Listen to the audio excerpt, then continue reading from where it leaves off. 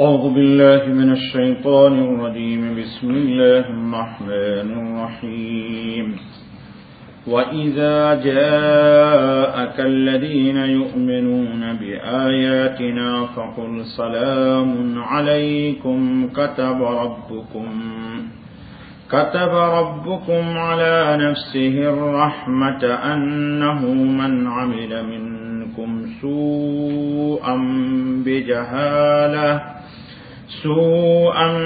بجهالة ثم تاب من بعده وأصلح فأنه غفور رحيم وكذلك نفصل الآيات ولتستبين سبيل المجرمين قل إني نهيت أن أعبد الذين تدعون من دون الله قل لا أتبع أهواءكم قد ضللت إذا وما أنا من المهتدين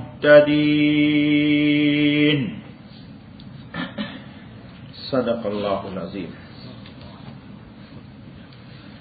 یہ دوستو آج آپ کے سامنے آیت نمبر 54 سے آیت نمبر 56 تک پڑھی گئی۔ کل کے درس میں آپ کے سامنے یہ بات آ چکی ہے کہ اللہ تعالیٰ نے نبی اکرم صلی اللہ علیہ وسلم کو یہ ہدایت کی تھی کہ یہ جو مشرکین مطالبہ کرتے ہیں بڑے لوگ چودھری کہ ہم غریب لوگوں کے ساتھ مسلمان فقیر نادار اور اس میں بیشتر غلام ہیں، ان کے ساتھ ہم بیٹھتے ہوئے شرم محسوس کرتے ہیں، عار محسوس کرتے ہیں، لہذا محمد صلی اللہ علیہ وسلم ان کو اپنے سے جب ہم آیا کریں تو ان کو دور کر دیا کیجیے، لا حول ولا قوت الا باللہ۔ یا یہ کہ ہماری طرف جب ہم آ کے بیٹھیں دوسری جانب تو آپ اپنا رخ ہم مالداروں کی طرف کر دیجئے اور ان فقراء مساکین غریبوں کی طرف اپنا پشت کر دیجئے۔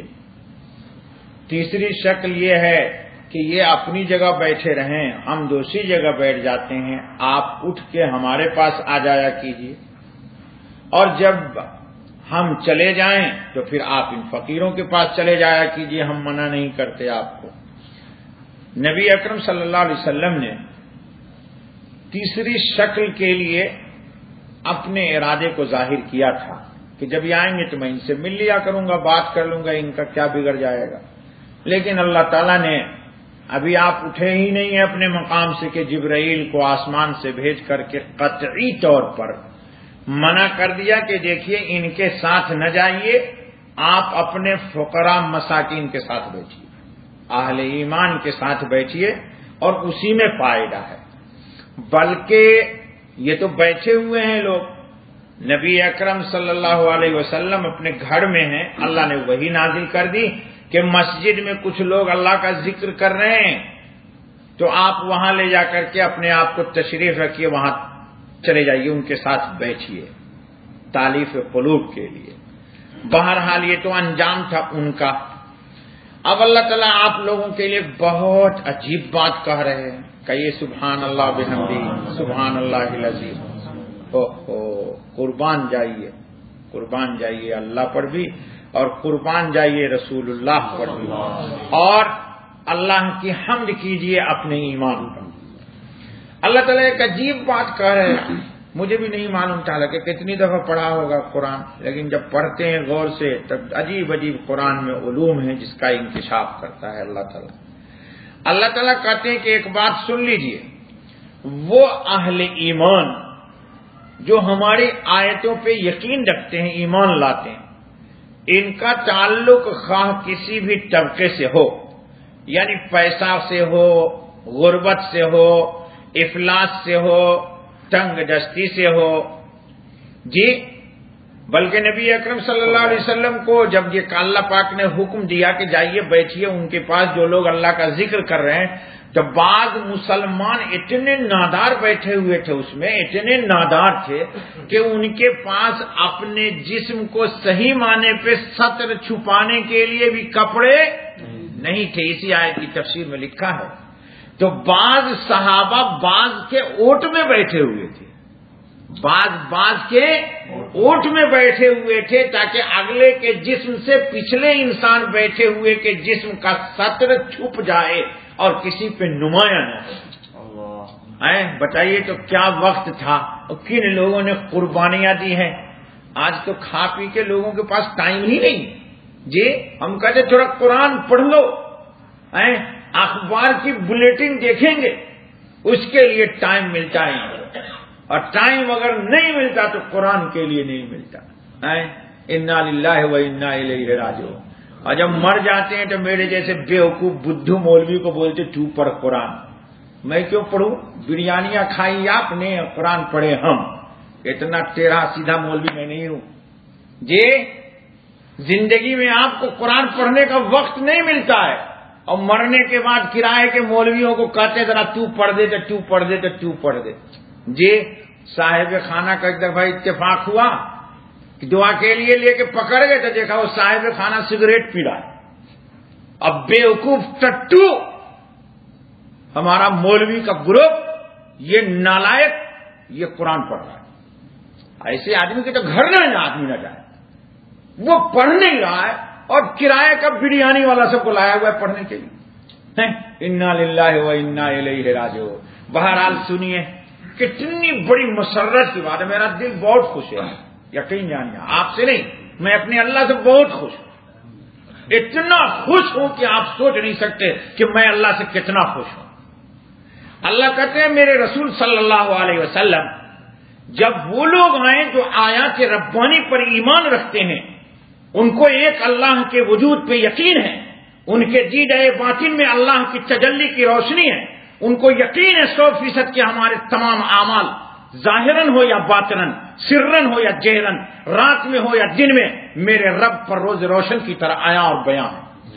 اللہ کہتے ہیں رسول اللہ جب وہ آپ کے پاس آئیں تو قل سلام علیکم لا الہ الا اللہ صلی اللہ علی نبینا محمد۔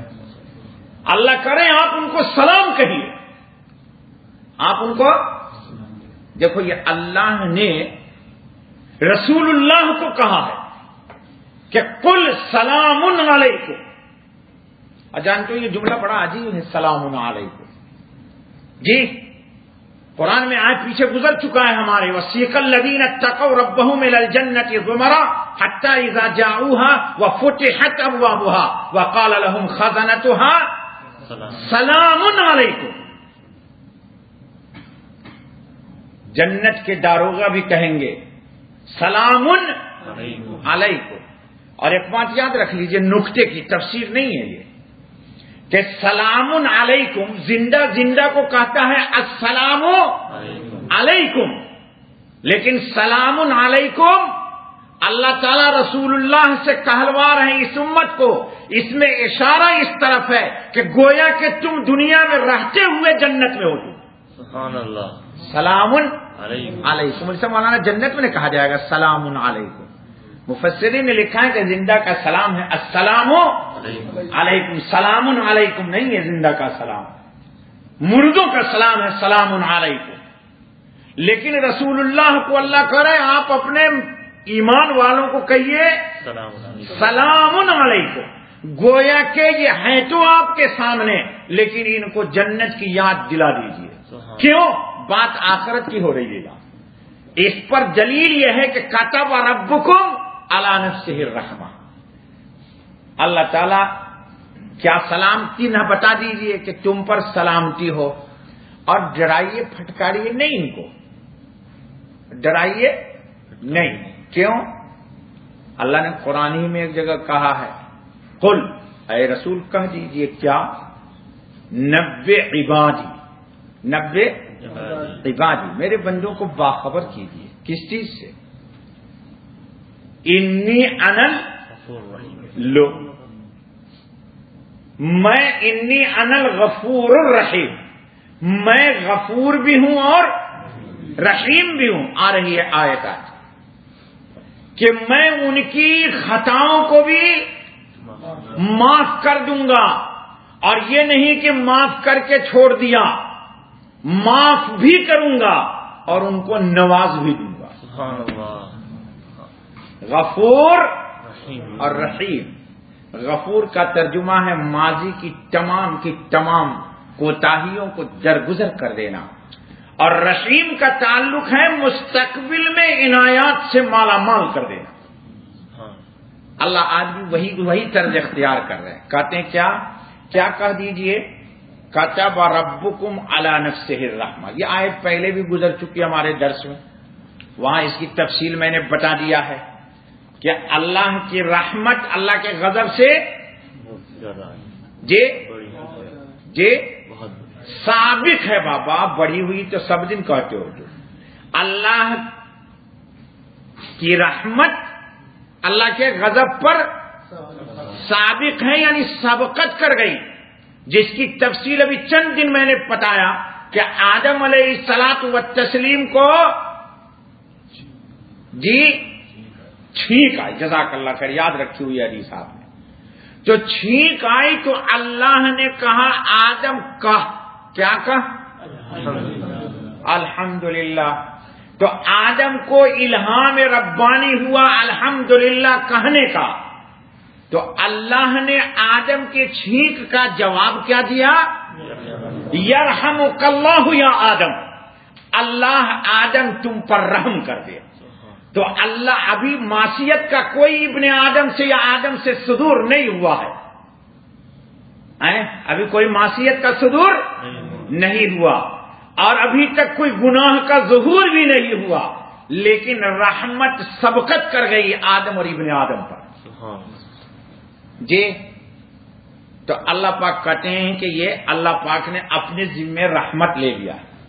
یہ بھی بتایا تھا میں نے آپ کو کہ دوسرے لوگوں کا حال مجھے نہیں معلوم، اور نہ مجھے تحقیق کرنا ہے اس کی، وہ جانے، وہ ان کا کام جانے. ہم کو تو اپنے نبی اور اپنی جستجو چاہیے. ہمارے امتی کا جب ہمارے نبی کی امتی کا جب معاملہ آئے گا رب ذوالجلال کی بارگاہ میں، تو اللہ پاک عرش پر ایک لوحہ لگا دیں گے، ایک تختی آویزاں کر دیں گے. کیا؟ سبقت رحمتی علی غضبی، یا رحمتی وسعت کل شیء، میری رحمت سب پر غالب ہے.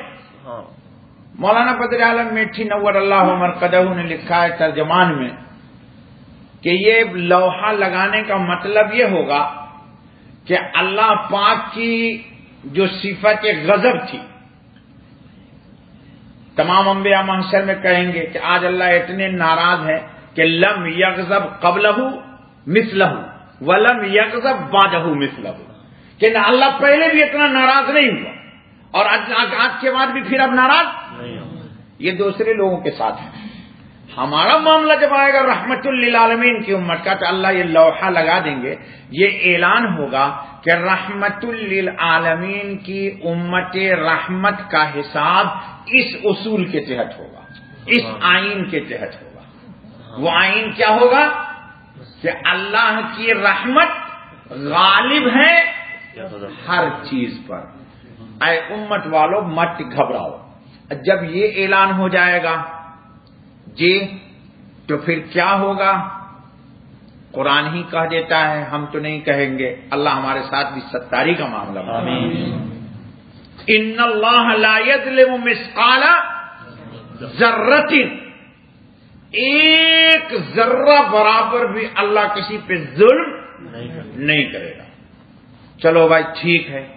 وَإِن تَكُ حَسَنَةً، ایک بھی امت محمدیہ کے افراد تمہارے نام اعمال میں ایک نیکی ہے، ایک وَإِن تَكُ حَسَنَةً، ایک نیکی ہے بس، یضاعفها، اللہ ایک کو ملین میں کر دے گا. وَيُؤْتِيهَا مِن لَّدُنْهُ أَجْرًا عَظِيمًا، اور اجر عظیم اپنی جانب سے گفٹ کر دے گا. ہر امت محمد کی نجات، ہر امت محمد کی نجات ہو جائے گی. یہ آئین، یہ دستور، یہ قانون غیروں کے ساتھ ہوگا نہیں ہوگا مجھے نہیں معلوم، میرے نبی کے امتی کے ساتھ یہی ہوگا انشاءاللہ. اور اس سے زیادہ پر امید کوئی آیت نہیں ہے. اللہ کیا کہتے ہیں؟ وَإِن تَكُ حَسَنَةً، ایک نیکی کہیے سبحان اللہ و بحمدہ سبحان اللہ العظیم، لوگ زمین و آسمان پھٹ گئی. اچھا بابا آگے چلو. اللہ فرماتے ہیں دیکھ اس سے بھی زیادہ بڑی پیاری بات اللہ آج نقل کر رہے ہیں کہ انہ من عمل منکم سوءا بجہالۃ ثم تاب من بعدہ واصلح فانہ غفور رحیم. سبحان اللہ. دیکھیے ہر جگہ اللہ غفور کے ساتھ کہیں غفور شکور کہہ دیا، کہیں عفو غفور کہہ دیا، کہیں غفور رحیم کہہ دیا. غفور کے ساتھ ضرور کوئی نہ کوئی جملہ ایک ایسا ضرور بڑھاتے ہیں رب ذوالجلال کہ میرے جیسا پاکی شاکی انسان رحمت کی ضرور امید لگا لیتا ہے. مایوس نہیں کرتے اللہ پاک میں، اللہ مایوس نہیں کرتے. یقین یعنی ہم کو اپنی فکر نہیں ہے، ان کو ہماری فکر ہے. ہم کو ہماری فکر نہیں ہے، انہی کو ہماری فکر ہے. سنیے اللہ کہتے ہیں تم میں سے اگر کوئی ناواقفیت سے برائی کر لے تو معلوم یہ ہوا کہ اگر انجانے میں برائی کر لے تب تو معاف، اور اگر جان بوجھ کے برائی کیا تو کیا معاف نہیں ہوگا. اسی لیے اللہ نے کہا ثم تاب، یعنی جہالت میں کیا، ناواقفی میں کیا، یا واقف جان بوجھ کر کے گناہ کیا تو توبہ سے دونوں ختم، خلاص فنش. کہ اللہ میری توبہ، خلاص گیا، نام اعمال سے مٹ گیا. اتنا سا جملہ، اللہ میری توبہ. الحمدللہ استغفر اللہ ربی من کل ذنب واتوب الیہ. لیکن علامہ شبیر احمد عثمانی اللہ ان کی قبر کو نور سے بھر دے. بڑی پیاری بات کہی، میں دعائی نہیں ان کی عبارت سناتا ہوں، سنیے. یہ جو فرمایا کہ جو کوئی کرے تم میں سے برائی ناواقفیت سے، اس سے شاید یہ غرض ہو کہ مومن جو برائی یا معصیت کرتا ہے خواہ نادانستہ ہو یا جان بوجھ کر، وہ فی الحقیقت اس برائی اور گناہ کے انجام بد سے ایک حد تک ناواقف اور بے خبر ہی ہو کر کرتا ہے. کیا مولانا کمال کر دیا. کہاں سنو، ایک تو ہے انجانے میں ہو جائے، وہ تو ہے ہی ہے. اللہ ان کی قبر کو نور سے بھرے. علم کا یہ سخت پہاڑ ہے بھائی. گنبد خضرا کو گرانے کی بات کی ایک زمانے میں سلفیوں نے، ہندوستانیوں نے شور مچایا. ابھی ملک نہیں بٹایا اس وقت. ہندوستان کے دو عالم گئے، سید سلیمان ندوی اور علامہ شبیر احمد عثمانی نے جو تقریر کی ہے، کوئی سلفی جواب نہیں دے سکا ان کا. اور فیصلہ ہو گیا کہ اب یہ جی ایک اجمی عالم کی تقریر پر سب سر نگو ہو گئے. جی کسی نے مسئلہ چھیڑ دیا کہ حضور کے روضے پہ سلام کی نیت سے آنا کیسا. ایک بڑا پیارا جواب دیا علامہ نے. کہا یہ بتاؤ کہ یہ مسجد کو مقام اور رتبہ کس سے ملا؟ مسجد رسول کو مسجد رسول کیوں کہتے ہو؟ کس ذات کی وجہ سے کہتے ہو؟ بتاؤ ذرا. جب کہا ذات ہے رسول اللہ محمد کی اور صفت ہے ان کی رسالت، تو ذات کو صفت ملی رسالت کی، تو اس مسجد کو کا انتساب ہوا مسجد الرسول. تو مسجد الرسول کی زیارت کی اجازت ہوگی جب صفت کی، تو ذات کی نیت کیوں حرام ہو جائے گی؟ کا اس پر دلائل دو مجھے ذرا. ایک سلفی جواب نہیں دے سکا. نہیں سمجھ میں آئے بھائی. مسجد کو جو تقدس ملا ہے وہ کس سے ملا ہے؟ رسول اللہ کی وجہ سے ملا ہے. تو جس ذات کی وجہ سے اس زمین کو تقدس مل گیا، اس کی نسبت کی بنیاد پر تو سفر کرنا جائے اور اس کی ذات کی نیت کرنا نہ جائے، یہ عقل نہیں تسلیم کرتا ہے. سب چپ ہو گئے. ایک نے جواب نہیں دیا. 2 منٹ میں مسئلہ حل کر دیا. واللہ اتنا علمی زبردست علمی دلیل ہے یہ کہ انسان حیران ہو جاتا ہے.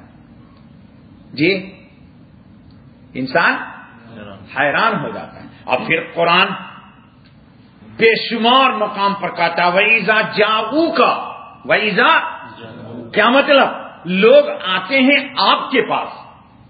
تو کہا یہ تو واضح دلیل ہے کہ لوگ آپ کے پاس آئیں گے, لوگ آپ کے پاس آئیں گے. اچھا بابا وہ مسئلہ نہیں. سنیے تو علامہ نے کیا کہا کہ گناہ علم ہے کہ اس کا یہ گناہ ہے, لیکن گناہ کرتے وقت گویا کہ آخرت کے انجام بد سے کما حق یہ واقف نہیں ہے. یہی دلیل اس بات کی ہے کہ یہ لا علم جاہل ہے, یہ جہالت کا کام کر رہا ہے. جہالت کا ترجمہ آپ لوگوں کے یہاں اور ہے. جہالت کا آپ کے یہاں ترجمہ یہ کوئی ABCD پڑھا لکھا نہ ہو. اور قرآن کی اصطلاح میں جاہل وہ ہے کہ جو انجام سے بے خبر. اللہ تعالیٰ نے نوح کو کہا انی اعیذک اے نوح میں تجھے نصیحت کر رہا ہوں ان تکون من الجاہلین. تو نوح علیہ السلام کوئی جاہل تھے؟ کوئی نبی جاہل ہوتا ہے؟ لیکن آپ کے میں سے کسی کو تم کو کہہ دوں بیٹا وہ بڑا جاہل ہے تو کہے گا یار کل سے درس میں آنا چھوڑ دے گا. مولوی صاحب اتنا بڑا میں زبردست اکاؤنٹنٹ آدمی ہوں, باقر محبی کا کروڑوں کا حساب کرتا ہوں, مولوی صاحب بولتے جاہل لے جی. ہاں میری مجلس میں تو تم لوگ ہنس کے سن لیتے ہو, میں ہی اگر مارکیٹ میں کہہ دوں وہ جاہل تو کہو گے مولوی صاحب السلام علیکم. ہاں یہاں پر ہنستے اور وہاں پر گالیاں دو گے کہ مولوی صاحب نے مجمع میں رسوا کر دیا. یہ بتاؤ کہ نوح کا کیا مقام ہے؟ اولو العزم میں 5 میں 1 ہے. اور اللہ قرآن میں کہہ رہے ہیں انی اعیذک ان تکون من الجاہلین. کل گزرا ہے نا, اللہ نے رسول اللہ صلی اللہ علیہ وسلم وہی جو قبول کر لیا تھا کہ جا کے ان کے ساتھ بیٹھ جاؤں گا تھوڑی سی, تو اللہ نے کیا کہا تھا کل کے درس میں؟ آئے بھلا دیا آپ لوگوں نے. کل بھی درس میں آیا تھا کہ اس بات سے میں اللہ تعالیٰ آپ کو منع کر رہے ہیں کہ ایسا کام نہ کیجئے. کہاں گئی آیت؟ ہاں یہ دیکھو کل ہی آئی تھی فتکون من الظالمین. چلو بابا تو علامہ کہتے ہیں کہ انجام سے کما حقہ جی نہیں, ناواقفیت نہ کہیے, نفس کا دباؤ تھا اور عذاب کا استحزار نہیں تھا. کما حقہ جو ہونا چاہیے یہی جہالت ہے. استحزار نہ ہونا ہی جہالت. اگر گناہ کے تباہ کن نتائج کا پوری طرح اندازہ اور استحزار ہو تو کون شخص ہے جو اس اقدام کی جرأت کرے گا؟ کتنی پیاری تفسیر کر دی, کتنی پیاری بات کہہ دی. ہائے. چلیے بابا فَأَنَّهُ غَفُورٌ الرحیم, وہ بے شک بخشنے والا ہے, غفور اور رحیم مہربان بھی ہے, معاف بھی کرے گا دے گا بھی. بس کرو بابا.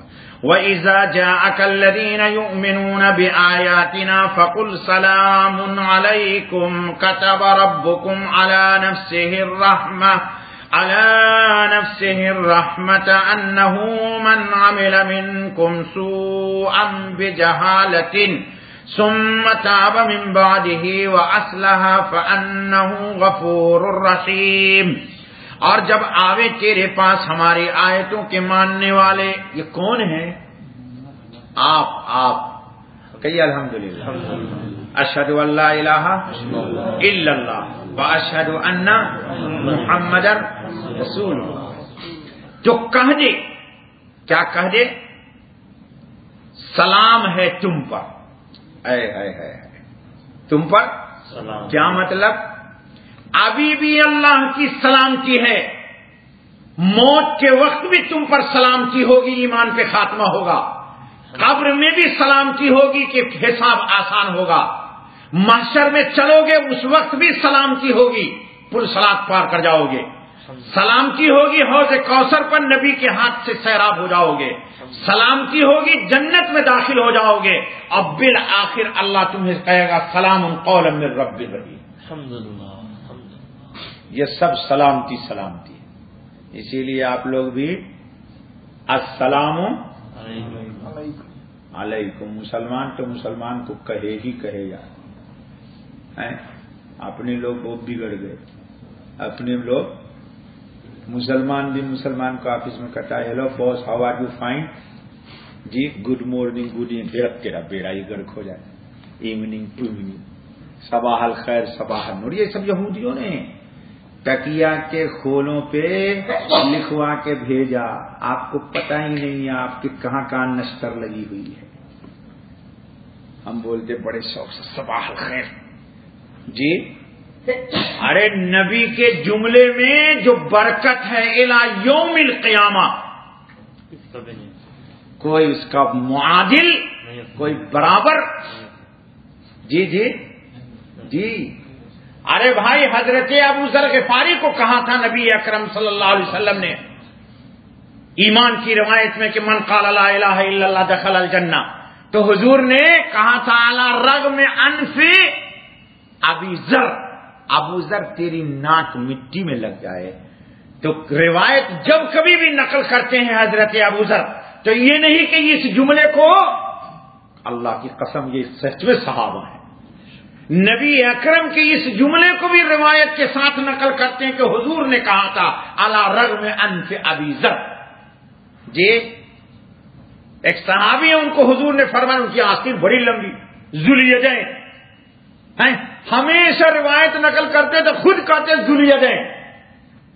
عبد الرحمن حضرت ابو ہریرہ بلی کو رکھا کرتے تھے، اس میں بلی کا بچہ، کبھی بلی ادھر بیٹھی ہوئی ہے کبھی بلی ادھر بیٹھی، حضور نے فرمایا ابو ہریرہ۔ یقین جانیے کتابوں میں محدثین بھی، بخاری جیسا آدمی، امام بخاری جیسا آدمی وہ بھی کہتا ہے نا ابی ہریرہ۔ میں حیران ہوں بھائی، نبی اکرم نے ایک دن کہہ دیا ابو ہریرہ بلی کا ہے، تیرا یاد ترجمہ ہی مروا دے گا یار، اسی لیے کہتا تو لاہوری غور سے سنا کر یار۔ ابو ہریرہ ابو کا، بلی کا ابو۔ اب بتاؤ فخر کے ساتھ کہتے ہیں کہ نبی نے کہہ دیا مجھے ابو۔ ابو ذر کہتے ہیں علی رغم انف ابی ذر، ذوالیدین صحابی کہتے ہیں ذوالیدین۔ سب نبی کے زبان سے جو بات نکل گئی، اس میں برکت ہی برکت ہے، رحمت ہی۔ وہ جانتے تھے کہ نبی نے مزاح کا بھی یہ جملہ اپنی طرف سے نہیں کہا ہے، محبوبیت میں غرق ہو کر کے رب ذوالجلال کی طرف سے کہا ہے۔ اسی میں برکت ہے میرے لیے، اسی میں برکت۔ ویسی تھوڑے نا ہم آپ ہوتے تو کہتے یہ جملہ مولوی صاحب نے کہا تھا، تو یہ تھوڑے نا نقل کرنے کا مولوی صاحب نے مجھے ایسا کہا، دیکھ لو امام بخاری جیسا بھی ہوئی ان ابی ہریرہ۔ واللہ مولانا میں حیران ہوتا ہوں، اب آج یہ کہیں نہیں نقل کیا عبد الرحمن ابی ہریرہ۔ سارے محدثین اصل نام کو نہیں لاتے، ان ابی ہریرہ ان ابی ہریرہ۔ لے بھائی یہ بلی کا ابو، بلی کا ابو، دیکھ لو کتنا پیار ہے ان کو نبی پاک سے۔ اللہ کرے اس کا کوئی حصہ ہمیں بھی مل جائے، آمین۔ اللہ کرے اس کا کوئی حصہ ہمیں۔ جی جی جی، اللہ کیا کرے سنیے، سلام ہے تم پر، لکھ لیا ہے تمہارے رب نے، کتب ربکم، لکھ لیا ہے تمہارے رب نے، علی نفسہ الرحمہ، اپنے اوپر رحمت کو اس نے از راہ عنایت لکھ لیا ہے کہ مجھے تم پر رحم کرنا ہے۔ ارے یہ رحم ہی کی بات ہے نا بھائی، پوری زندگی ایک گناہ ایک نیکی، کیا حسنتن قرآن ہی کہتا ہے، کوئی حدیث لانے کی ضرورت نہیں، ورنہ حدیث ہوتی کتنی سولڈ تو لوگ انکار کر دیتے، مولوی صاحب پتہ نہیں راوی کیسا ہے اس کا، یہ تو قرآن کی آیت ہے۔ یقین جانے میں جب پڑھتا ہوں بہت دل خوش ہو جاتا ہے، بس ایمان بچا کے لے جاؤ اس میں، قبر میں بس کلمہ بچا کے لے جاؤ، بس بس بس بس کلمہ۔ بعض لوگوں نے کہا کہ یہی کلمہ ہی نیکی ہے، ایمان ہی کلمہ۔ دیکھو بعض بہت مفسرین کہاں کہاں جاتے ہیں، اللہ ان کے دلوں پہ کھول دیتا ہے، کہتے ہیں یہاں نیکی سے مراد ایمان ہی ہے، یعنی کچھ نہیں ہے، ایک دفعہ پڑھ دیا تھا لا الہ، بس یہی ہے اس کی نیکی اور کچھ نہیں۔ چنانچہ دوسری روایتوں میں ہے شفاعت کے کہ اس نے کوئی نیکی، اس کے نام میں کوئی نیکی نہیں ہے سوائے اسی کے، الحمدللہ الحمدللہ ثم الحمدللہ ثم الحمدللہ۔ پھر اللہ کیا کہتے ہیں، ہاں رحمت کو، کہ جو کوئی کرے تم میں سے برائی بے جہالت، نا واقفیت سے، ثم تابا، پھر اس کے بعد توبہ کر لے، جی اس کے بعد، ارے بابا سمجھ لو قرآن کو، توبہ بھی اللہ کی رحمت ہی ہے۔ کل میں نے ایک حدیث سنائی تھی، سنائی تھی، یاد ہے کہ نبی پاک صلی اللہ علیہ وسلم نے اس حدیث کو پڑھا اتفاق سے. نبی پاک صلی اللہ علیہ وسلم کے پاس جبرائیل آیا اور کہا یا رسول اللہ صلی اللہ علیہ وسلم پورا کوہ صفا سونا میں بنا دیتا ہوں. آپ اس کو قبول کرتے ہیں، لیکن یاد رکھیے اگر لوگ ایمان نہیں لائے تو پھر فوراً یا یہ کہ آپ کے لیے توبہ کا دروازہ کھول دیا جاتا ہے. آپ دونوں میں سے چوائس کیجیے کس کو پسند کرتے ہیں. آپ ہوتے تھے کہتے نا ذرا سونا ہی لے لیں، بیگم کا ذرا زیور وور بنانا ہے نا بھائی، لاہوری ہے نا. حضور نے فرمانا بابا سونا نہیں چاہیے مجھے، باب التوبہ چاہیے. چنانچہ اللہ تعالیٰ نے توبہ کا دروازہ رسول اللہ کو دے دیا.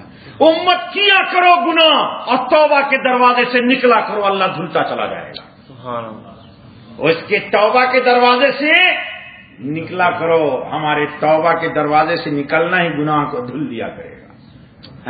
گناہ کو آج کے دور میں تو سمجھنا بہت آسان ہے. خالد بھائی جی سپر مارکیٹ میں ایک دفعہ میں چلا گیا، تو جاتا نہیں ہوں، اب تو بچے لوگ میرے شاپنگ کرتے ہیں کھانے پینے کی چیزیں، میں نہیں جاتا. لیکن اس زمانے میں گاڑی میں ہی چلاتا تو میں گیا، میرے جوتا میں نہیں، ہم نے سب پیسہ ویسا پیمنٹ کر کے نکلے تو یہ بیچارہ ایک تھا، تو کسی سامان کا اسٹیکر چھوٹ گیا اور نیچے گر گیا. اب معین نکلا مثال کے طور پر، تو اس کے جوتا میں وہ اسٹیکر چپک گیا. اب وہ بیچارہ جیسے ہی نکلا گیٹ سے تو گیٹ ٹی ٹی ٹی ٹی ٹی ٹی میں وہیں پہ کھڑا ہوں، میری فیملی بھی ہے. ابھی حیران وہ بیچارہ میری طرح شریف انسان خالد بھائی جیسا، اب ہر آدمی اس کو پکڑ لیا گیٹ والے نے کہ تو سامان بغیر پیسہ پیمنٹ کیے کہاں جا رہا ہے. اب وہ بیچارہ ایک دم پسینے پسے. میں نے اس کو کہا تم گھبرانا چاہتا، تم نے کچھ کیا نہیں نا؟ کہ مجھ سے کچھ بھی نہیں، دیکھو یہ میں نے سامان یہ سب پیمنٹ کیا. اب سیکورٹی والے آئے، سارا سامان دیکھا، اس کا بل دیکھا، سب کچھ پیمنٹ ہے، لیکن جب وہ نکلے تو ٹی ٹی ٹی ٹی شروع ہو گئی. عجیب بات. اس کے بعد سیکورٹی والے نے کہا جوتا نکالا. جوتا نکالا، جھاڑا، کچھ بھی نہیں. تو جوتا کے نیچے حصے میں سپر مارکیٹ کا اسٹیکر چپکا ہوا تھا، جو وہ تو پرانا جوتا تھا، وہ نیا جوتا ہوتا تو کہہ دیتا شاید جوتا نہیں جا رہا. تو دوستو دنیا کے نظام میں یہ اسٹیکر گزرتے ہوئے کراسنگ پر بتا دیتا ہے. تو گناہ کے لیے اللہ نے توبہ کا دروازہ بنایا ہے. اس کو کہا جتنے بھی امت محمد گزریں گے اس راستے سے ان کا گناہ تک کر لو، پھر روانہ کر دو. سبحان اللہ. بہت آسان. دین سمجھنا بہت آسان ہے یار. آج کا الیکٹرانک دور ایک دم ایزیلی ہے دین سمجھنا. اللہ نے توبہ کا دروازہ بنایا ہے. لے پوری امت یا رسول اللہ اس سے داخل ہو جائے، اللہ کی رحمت میں کمی آتی نہیں. بلکہ میں ایک بات میں نے بھی چند دن پڑھا، پوری امت کا گناہ نہیں، پورے عالم کا گناہ رحمت کے مقابلے میں ایک دن کا بھی نہیں ہے. پورے عالم کا گناہ اللہ کی رحمت کے مقابلے میں دن کا نہیں ہے. اور رسول اللہ کو تو باب توبہ ہی عطا کر دیا گیا. چل بابا من بعدہ واصلح، توبہ کر لے اور نیک ہو جاوے. اللہ مجھے توبہ کی بھی توفیق دے اور نیک بھی بنا دے. فَإِنَّهُ غَفُورٌ الرحیم. تو بات یہ ہے کہ وہ ہے بخشنے والا مہربان. ہائے شیخ الہند، تیری قبر کو اللہ نور سے بھر دو. مخدوم بھائی بڑا پیارا ترجمہ کر دیا. سنو کیا کہا. تو بات یہ ہے کہ وہ ہے بخشنے والا مہربان. جیل کی سلاخوں میں یہ ترجمہ کیا ہے شیخ الہند نے. کیا پیارا بات کری. تو بات یہ ہے کہ وہ ہے بخشنے والا مہربان. اللہ تعالی ہم کو بھی بخشے. بس کرو بھائی، اور اللہ ہم پر بھی مہربانی کرے. سبحان اللہ وبحمدہ، سبحان اللہ العظیم، سبحانک اللہم وبحمدک، اشہد ان لا الہ الا انت، استغفرک واتوب الیک. یاد رکھنا صرف ایک آیت کا درس ہوا ہے. اے اللہ قصور معاف کر دے، خطا کو بخش دے، درگزر کر دے، فضل کا، کرم کا، عافیت کا، راحت کا معاملہ فرما. ہماری دنیا بھی اچھی کر دے میرے اللہ، آخرت بھی اچھی کر دے. اے اللہ تیری قدر کو ہم نہ پہچان سکے، پروردگار عالم ہمیں تیری رحمت پہ ہی امید ہے. اے اللہ رحمت پہ ہی امید ہے. نرجو رحمتک، نرجو رحمتک، نرجو رحمتک، نرجو رحمتک. اے اللہ ہمارے گناہ کے مقابلے میں آپ کی مغفرت وسیع ہے. اللہم مغفرتک اوسع من ذنوبی ورحمتک ارجا عندی من عملی. ہم سب کی خطاؤں کو بخش دے, دل کو قرآن کے نور سے منور کر دے, ہماری قبر کو بھی روشن کر دے, آخرت کو بھی روشن کر دے, ہماری اولاد کو بھی نیک صالح بنا اور ہمیں متقیوں کا امام بنا دے. اے اللہ ہماری دعا قبول فرما. سبحان ربک رب العزت عما یصفون وسلام علی المرسلین والحمد للہ رب العالمین. ہاں یا اللہ جو کچھ بھی درس ہوا ہے اس کو قبول کر لے اور اس کا ثواب جناب خاتم النبیین محمد صلی اللہ علیہ وسلم کی جناب میں پیش کر دیں. آپ کی شفاعت ہمارے لیے مقدر کر دیں. اے اللہ ہمارے رسول کی روح کو ہم سے خوش کر دے. اے اللہ دنیا میں بھی ہمیں نبی پاک کی زیارت نصیب فرما اور قیامت میں تو میرے وہ امام ہی ہیں. پروردگار عالم آج بھی وہ میرے پیشوا اور امام ہی ہیں. اے اللہ محض فضل سے دعا کو قبول کر لے. سبحان ربک رب العزت عما یصفون.